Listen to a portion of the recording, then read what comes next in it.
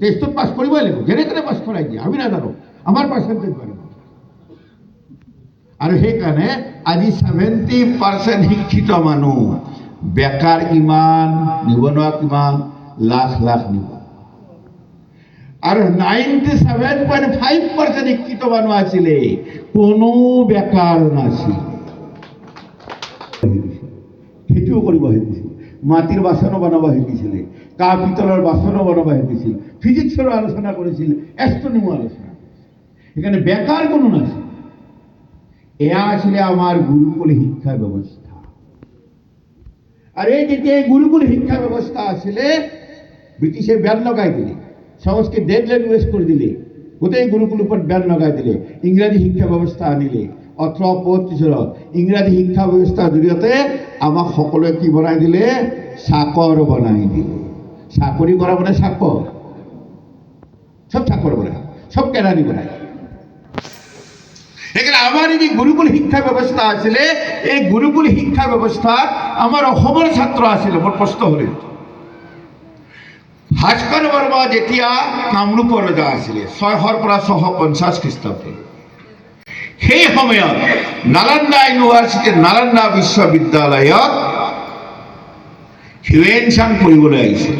চীনা পৰিৱেশক বিশ্ববিখ্যাত পণ্ডিত হিউৱেন চাং নালন্দা বিশ্ববিদ্যালয়ৰ ছাত্ৰ আছিল, যি সময়ত ভাস্কৰ বৰ্মাৰ ৰাজত্ব ইয়াত আছিল। আৰু যেতিয়া হিউৱেন চাং নালন্দা বিশ্ববিদ্যালয়ৰ ছাত্ৰ আছিল, সেই সময়ত নালন্দা ইউনিভাৰ্চিটিৰ ভিচি উপাচাৰ্য কোন আছিল? আমাৰ অসমৰ কামৰূপৰ শিলভদ্ৰ আছিল। এই লাজৰ বিষয় নে গৌৰৱৰ বিষয়? ভোক ফুলি যাব লাগে নে নালাগে? যি সময়ত হিউৱেন চাং বিশ্ববিদ্যালয়ত পঢ়িবলৈ আহিছিলে, আৰু সেই সময়ত সেই নালন্দা ইউনিভাৰ্চিটিৰ ভিচি আমাৰ এই কামৰূপৰ সন্তান আছিলে। তাৰ মানে আমি অশিক্ষিত আছিলো? নহ'লে ইয়াৰ পৰা গৈ ভিচি হ'ব পাৰে তাৰ? তাৰমানে আমাৰ ইয়াতো গুৰুকুল আছিলে। মেক্স মুলাৰৰ যিটো ৰিপৰ্ট, 80,000 গুৰুকুল আজিৰ North East, West Bengal, Bangladesh, বিহাৰৰ এটা পাৰ্ট লৈ, তাৰমানে সেই সময়ৰ যি কামৰূপ 80,000 গুৰুকুল আছে। ভাস্কৰ বৰ্মাৰ ৰাজত্বত 9জন বিদগ্ধ পণ্ডিত আছিলে, সংস্কৃতৰ ওপৰত অগাধ চৰ্চা হৈছিলে। আৰু এই ভাস্কৰ বৰ্মাই হিউৱেন চাঙক কামৰূপত মাতি আনিছিলে। 40 দিন চৰ্চা হৈছিলে। ইয়াৰ 60খন পাণ্ডুলিপি ভাস্কৰ বৰ্মাই হিউৱেন চাঙক অনুবাদ কৰাৰ কাৰণে দিছিলে। তাৰমানে ভাস্কৰ বৰ্মা কিমান পণ্ডিত আছে। তাৰমানে আমি অজ্ঞানী নাছিলো, অশিক্ষিত নাছিলো। আমাৰ ইয়াত শিক্ষা ব্যৱস্থা সেই 97.5% আমাৰ এই কামৰূপ, আমাৰ এই অসম আছিল। সেইকাৰণে কোনো ক্ষেত্ৰত আমি পিছপৰা নাছিলো। ভাস্কৰ বৰ্মাৰ দিনত আমাৰ ইয়াৰ পৰা চাইনালৈকে বেপাৰ বাণিজ্য চলিছে। কাঁহ পিতলৰ বাচন, মাটিৰ বাচন, কাপোৰ এইবিলাক লৈ চাইনালৈকে বেপাৰ কৰিবলৈ গৈছিল নদীৰে। চাইনা উন্নত আছে, আমাৰ ইয়াৰ পৰা বেপাৰ কৰিবলৈ গৈছিল। আমাৰ মহাপুৰুষ শ্ৰীমন্ত শংকৰদেৱ, শ্বেক্সপিয়াৰৰ নাম আমি সকলোৱে জানো, কিন্তু শ্বেক্সপিয়াৰৰ জন্মৰ 100 বছৰ আগত গুৰুজনাই অংকীয়া নাট ৰচনা কৰিছিল। তাৰমানে অশিক্ষিত আছিল। আমাৰ ইয়াত শিল্প কেনেকুৱা আছে, বস্ত্ৰ শিল্প কেনেকুৱা আছে, আমাৰ আজিও মাইণ্ডছেট কেনেকুৱা। মই ছাত্ৰ ছাত্ৰীসকলক কওঁ, মাইণ্ডছেট চেঞ্জ কৰিব লাগিব। তাৰ কাৰণে ভাৰতীয় জ্ঞান পৰম্পৰা বুজিব লাগিব। মই একবাৰ শাখাৰ পিছত এখন জিলাত এখন গাঁৱত গৈছিলোঁ, আৰু গাঁৱত যাতে বড়ো গাঁও, কেইটামান ডেকা ল'ৰাৰ লগত বহি চাহ তাহ খাইছিলোঁ। গোটেইকেইজন শিক্ষিত ডেকা ল'ৰা, ইউনিভাৰ্চিটিত পঢ়ি আছে, কোনোবাই মাষ্টাৰ ডিগ্ৰী পঢ়ি আছে, কোনোবাই ইঞ্জিনিয়াৰ, কোনোবাই MBBS পঢ়ি আছে। চিনাকি হ'লোঁ, কথা বতৰা পাতিলোঁ। ঘৰৰ মহিলাগৰাকী এইফালে মোক এখন আৰনা এখন দিলে, বড়োসকলৰ আৰনা। মই এখন হাততে ক'লো, এই ডেকা ল'ৰা, এইখনতো ইংৰাজবিলাকে আমাক দিলে। ইংৰাজ নহা হ'লে, ব্ৰিটিছ নহা হ'লে আমিতো এনেকুৱা সুন্দৰ সুন্দৰ কাপোৰটো আমি নাপালোহেঁতেন, নহয় জানো? ইউনিভার্সিটির পড়া MBBS পড়ে থাকা, মেডিকেল পড়ে থাকা, ইঞ্জিনিয়ারিং পড়ে থাকা ছাত্রগুলো কি জানে হয় দাদা আপনি ঠিক কথা বলছেন সামনে এই কাপড় হন কোনে শিকালে আমার ইংৰাজী শিকা মই তেতিয়া বলে হয় দিয়া দেখা বন্ধু ঠিকেই কৈছা তোমালোকে ব্ৰিটিছবিলাক নহা হলে আমাৰতো এই জিলা কোকৰাঝাৰ জিলা মানুহেতো খেতি কৰিব নাজানিছিল নহয় জানো ব্ৰিটিছ অহাৰ আগতে আমাৰ মানুহবিলাকতো ঘৰো বনাব নাজানিছিল আমাৰ মানুহবিলাকতো কাপোৰো নাছিল চব নগ্ন হৈ আছিল ব্ৰিটিছে কাপোৰ বনাব শিকালে কাপোৰ পিন্ধাব শিকিলে খেতি কৰাব শিকালে ঘৰ বনাব শিকালে নহয় জানো তেতিয়া সিহঁতৰ মাথা অকণমান ঘূৰিবলৈ ধৰিলে এই কথাটো পাবলি তাজো মাইন্ডছেট আমাৰ মানে ব্ৰিটিশে এই আমাক সব ঠিক কৰিলে ইংৰাজী শিক্ষা ব্যৱস্থাহে সব দিলে মই তেওঁলোকক কৈছিল যে ইংৰাজ অহাৰ আগত মহাপুৰুষ শ্ৰীমন্ত শংকৰদেৱৰ নেতৃত্বত বৰপেটাৰ তাঁতীকুছি শিল্পীসকলে যাক আমি বৃন্দাবনী বস্ত্ৰ বুলি কওঁ এছিয়াৰ ভিতৰত সৰ্ববৃহৎ বস্ত্ৰ 120 ফুট দীঘল 60 ফুট বহল গোটেই বৃন্দাবনৰ চিত্ৰ য'ত অংকিত কৰিছে এনেকুৱা সৰ্ববৃহৎ বস্ত্ৰ গৈছিলে আমাৰ এই কাম অসমত ক'ত দেখিছে ক'ত দেখিছে আমি জনা ভাল ইংৰাজ বিলাকে গাঁও গাঁও গৈছিল গৈ নিজে বেপাৰ কৰিব লাগে কাপোৰৰ বেপাৰ কৰিব লাগে দেখিলে আমাৰ কাপোৰ কোনে কিনিব ইমান সুন্দৰ সুন্দৰ কাপোৰ বৈ গাঁৱে গাঁৱে গৈ ঘৰে ঘৰে গৈ শিপিনীসকলে কোনে কিনিব তেওঁলোকে দেখিলে আমি যে কাপোৰৰ বেপাৰ যদি কৰিব লাগে এই বস্ত্ৰ উদ্যোগটো শেষ কৰিব লাগে আৰু তাৰ কাৰণে আমাৰ শিপিনীসকলক ধৰি ধৰি লৈ গৈছিলে আৰু আঙুলি কাটি দিছিলে এয়া ইংৰাজে আমাক শিক্ষিত কৰা না ভাৰতখনক পিছুৱাই নিব ইংৰাজসকলে ইংৰাজ যদি নাহিলেহেঁতেন ভাৰতীয় জ্ঞান পৰম্পৰাৰ আধাৰত গুৰুকুল শিক্ষা ব্যৱস্থাৰ আধাৰত যুগানুকুল পৰিৱৰ্তন বৈজ্ঞানিক পৰিৱৰ্তন আমি কৰিব পাৰিলোহেঁতেন সেইকাৰণে ভাৰতীয় জ্ঞান পৰম্পৰাৰ বিষয়ে আমি বুজিব লাগিব এই ছাত্ৰ ছাত্ৰীসকল ভাল আমি বুজিবলৈ চেষ্টা আৰু এটা নেৰেটিভ বহুতে চলাই সেইকাৰণে মই এইটো কথা কমে এৰি দিম আমাক বহুতে কোৱা হ'ল যে ইংৰাজ ভাৰতীয় জাতীয় কংগ্ৰেছ আৰম্ভ হোৱাৰ আগত আমাৰ অসমত পূৰ্বাঞ্চলত ইংৰাজৰ বিৰুদ্ধে কোনো আন্দোলনে হোৱা নাছিল আৰু নেৰেটিভ চলায় যে অসমৰ পূৰ্বাঞ্চলত সকলোৱে ইংৰাজৰ বিৰুদ্ধে যুদ্ধ কৰা নাছিল তাৰমানে আমাৰ ইয়াত ভাৰত প্ৰেম নাছিল পূৰ্বাঞ্চলৰ মানুহৰ নৰ্থ ইষ্টৰ মানুহৰ ভাৰতৰ প্ৰতি কোনো জ্ঞান নাছিল ভাৰতৰ প্ৰতি প্ৰেম নাছিল সেইকাৰণে ব্ৰিটিছৰ বিৰুদ্ধে যুদ্ধই কৰা নাছিল মোৰ প্ৰশ্ন হয় ভাৰতীয় জাতীয় কংগ্ৰেছ আৰম্ভ হয় 1885 আৰম্ভ কোনে কৰিছিলে এলেন অক্টোভিয়ান হিউম এজন ব্ৰিটিছ অফিচাৰ কোন ব্ৰিটিছ অফিচাৰ যিয়ে গুৰুকুল শিক্ষা ব্যৱস্থা বেন লগাইছিল মনত ৰাখক এলেন অক্টোভিয়ান হিউম যে গুৰুকুল শিক্ষা ব্যৱস্থাটো বেন লগাই দিছিলে সংস্কৃত ডেড লেংগুৱেজ লগাই দিছিলে তেওঁৰ নেতৃত্বত গঢ় দিছিলে ভাৰতীয় জাতীয় কংগ্ৰেছ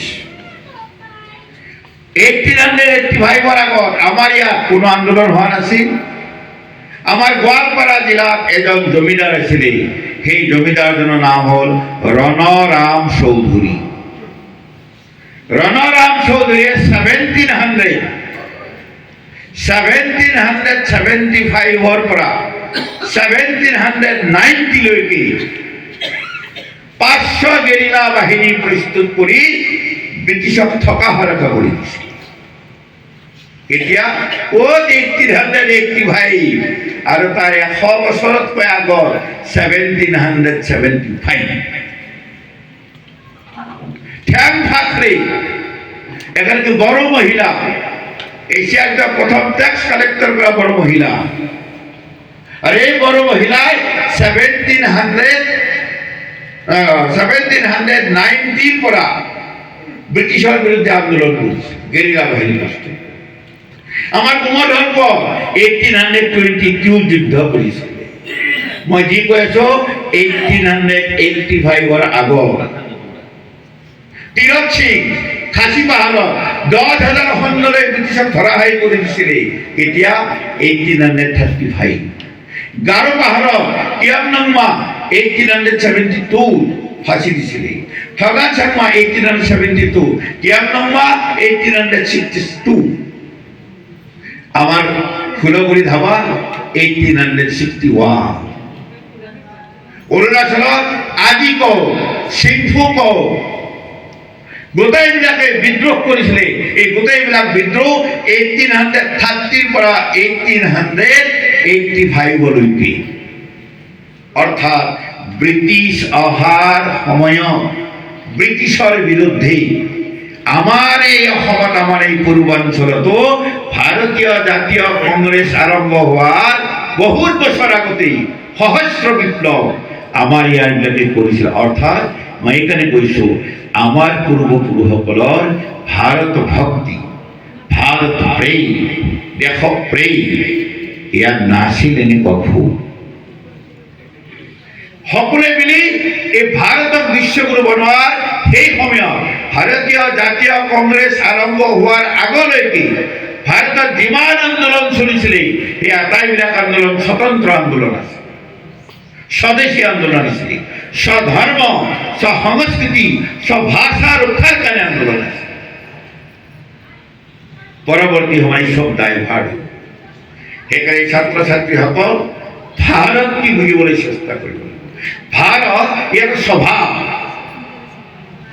ভাৰত কেৱল এটা ভৌগোলিক এৰিয়া নহয়, আমি সকলোৱে মনত ৰাখিব লাগিব। ভাৰত মানে কেৱল ভৌগোলিক এৰিয়া নহয়, ভাৰত মানে এটা স্বভাৱ, ভাৰত মানে এটা সংস্কৃতি, ভাৰত মানে এটা দৰ্শন, যি মানৱ দৰ্শন মনুষ্যৰ কাৰণে কৈছে, বিশ্ব কল্যাণৰ কাৰণে কৈছে। তেনেকুৱা ভাৰতীয় জ্ঞান পৰম্পৰা আমাৰ জাতীয় জীৱনত আজিও প্ৰতিফলিত হৈছে। আজিও গোটেই বিশ্বত ভাৰতবৰ্ষ সকলো ঠাইতে এই যে চাৰিটা বস্তু কওঁ, অতিথি দেৱ ভৱ, পিতৃদেৱ ভৱ, মাতৃদেৱ ভৱ, আচাৰ্য দেৱ ভৱ, এই যে কথাবিলাক কওঁ নহয়, ইয়াৰ ভিতৰত অতিথি দেৱ ভৱ আমাৰ অসমৰ মানুহে যেনেকৈ অক্ষৰশঃ পালন কৰে, ভাৰতবৰ্ষৰ বাকী ঠাইত এইটো নাই। এখানে জাতীয় জীবনের কি আছে? বিহুর সময় মা যেটা খাওয়া করা, এই পরম্পরা হয় না, পিতৃদেব হব, মাতৃদেব। ৰাইজ আই মাতৃসকল আছে, আমি আৰু এটা বিষয়ৰ ওপৰত চৰ্চা কৰিব লাগিব। ভাৰতীয় জ্ঞান পৰম্পৰা আমাৰ ইয়াত 16 সংস্কাৰৰ কথা কৈছে। মানৱৰ পৰা অতি মানৱ যদি হ'ব লাগে, নৰৰ পৰা নাৰায়ণ হ'ব লাগিলে 16 সংস্কাৰ কথা কৈছে। আজিকালি আধুনিক বিজ্ঞানৰ বা 16 সংস্কাৰ পুৰণি বুলি ঘূৰাই দিওঁ। আৰু এই 16 সংস্কাৰৰ ভিতৰত প্ৰথম 3টা সংস্কাৰ ক'ত হৈছিল জানেনে? শিশুটি মাতৃ গৰ্ভত থাকোঁতে, মাতৃ গৰ্ভতে 3টা সংস্কাৰ লৈছিলে শিশুটি। সেইকাৰণে গৰ্ভৱতী মহিলাসকলৰ কাৰণে কিমান নিয়ম বনাই দিছিলে। গৰ্ভৱতী মহিলা অমুক খাব নাপায়, অমুক যাব নাপায়, অমুক শুনিব নাপায়, কিমান নাপায় নাপায় নাপায় নাপায় বনাই দিছিলে। ইয়াৰ কাৰণ কি যে সেই গৰ্ভস্থিতি লোৱা সেই শিশুটিৰ কাৰণে। সেইকাৰণে প্ৰথম যেতিয়া গৰ্ভস্থিতি লয় তেতিয়া মহিলাবিলাকে আহি বুজাইছিলে। অকণমান যেতিয়া ডাঙৰ হৈ যায় তেতিয়া 3 মাহত আৰু এটা সংস্কাৰৰ ব্যৱস্থা আছিলে। যেতিয়া 7 মাহ হৈ যায় তেতিয়া পুংসৱনৰ ব্যৱস্থা থাকে। অৰ্থাৎ গৰ্ভৰ পৰা মাতৃ গৰ্ভত স্থিতি লৈ থাকোঁতে 3টা সন্তানৰ 3টা সংস্কাৰ। ইয়াৰ ওপৰত চাইন্স আছে। সেইকাৰণে মই কওঁ, আজি উঠি চাবক কওঁ, ইয়াৰ ওপৰত ৰিচাৰ্চ কৰক, গৱেষণা যদি কৰিব লাগে, PhD যদি কৰিব লাগে, ইয়াৰ ওপৰত কোৰ পানী মেটেকা হয় নহয় এই ফালতু কথাৰ ওপৰত গৱেষণা বাদ দিয়ক, ইয়াৰ ওপৰত PhD বাদ দিয়ক। PhD কৰিব লাগে মাতৃ গৰ্ভত থাকোঁতে 3টা যে সংস্কাৰ দিছিলে, কিয় দিছিলে, কি খুৱাইছিলে, কি নাপায় বুলি কৈছিলে, কিয় কৈছিলে, ইয়াৰ ওপৰত কোনোবাই PhD কৰে। আৰু মাতৃ গৰ্ভস্থিতি লোৱাৰ পিছৰ পৰা নামাকৰণ, চূড়াকৰণ, কৰ্ণভেদ, উপনয়ন, বিদ্যাৰম্ভ, বিবাহ আৰু গৈ গৈ গৈ শেষত কি আছিলে অন্তিম সংস্কাৰ। অৰ্থাৎ মৃত্যু হোৱাৰ পিছতে এটা সংস্কাৰ আছিলে, যাৰ কাৰণে নাম দিছিলে অন্তিম সংস্কাৰ। মই আগ্ৰহ কৰিম, উঠি অহা চামক আগ্ৰহ কৰিম, কাইলৈ ইয়াৰ ওপৰতো কোনোবাই ভালকৈ অধ্যয়ন কৰক, ইয়াৰ ওপৰতো বিশ্বাস কৰক, ইয়াৰ ওপৰতো PhD কৰক। আই মাতৃসকলক অনুৰোধ কৰি উঠি অহা যিসকল আমাৰ মহিলা আছে, কাইলৈ যিসকলে বিবাহত বহিব, তেওঁলোকৰ মনতে এই ভাৱ জগাই দিয়ে। গৰ্ভত থকা সংস্কাৰৰ কাৰণে এই ভাৱ জগল, আৰু এইটো যদি হয় তেতিয়া আমি নৰৰ পৰা নাৰায়ণ হ'ব পাৰিম, মানৱৰ পৰা অতি মানৱ হ'ব পাৰিম, আৰু সকলোৱে মিলি ভগৱানে সৃষ্টি কৰা এই সুন্দৰ জগতখনক সত্যম শিৱম সুন্দৰম কৰিব পাৰিম। আৰু যিদিনা এইটো সকলোৱে কৰাৰ সংকল্প লম, অক্ষৰশঃ যিদিনা পালন কৰিম, সিদিনাই ভাৰত পুনৰ বিশ্বগুৰু আসনৰূপে যাব। ইয়াকে আশা কৰি সকলোকে ধন্যবাদ জনাই মই মোৰ ভাষণ ইয়াতে সামৰিছোঁ। বন্দে মাতৰম।